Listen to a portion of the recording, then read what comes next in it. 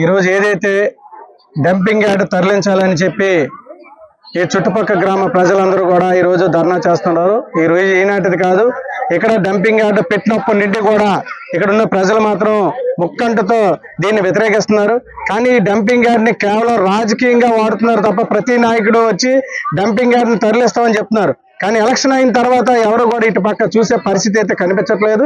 దీన్ని కేవలం రాజకీయంగా వాడుకుంటా మీరు ఏదైతే హామీ ఇస్తున్నారో ఎలక్షన్ ముందు డంపింగ్ యార్డ్ తరలిస్తామని చెప్తున్నారు. మరి ఈ రోజు ఎలక్షన్ అయింది, మీరు అధికారంలో వచ్చారు కాబట్టి ఖచ్చితంగా డంపింగ్ యార్డ్ ని తరలించాలి. ఎందుకు తరలించాలంటే జనాల మాసం మధ్యన పెట్టారు దీన్ని తీసుకొచ్చి. ఇప్పటికే ఒక పక్క స్టీల్ ప్లాంట్ పొల్యూషన్ తో చచ్చిపోతున్నాం, అది సరిపోక మళ్ళీ గంగవరం పోర్ట్ పొల్యూషన్ తో చచ్చిపోతున్నాం. అది కాక ఇక్కడ చుట్టుపక్కల చూస్తే లారీల పొల్యూషన్ తో చచ్చిపోతున్నాం. మళ్ళీ ఈ మధ్య కాలంలో ఇక్కడ ఒక సిమెంట్ ఫ్యాక్టరీ పెడతానని చెప్పేసి మళ్ళీ ప్రభుత్వాలు ఆదేశాలు ఇచ్చాయి.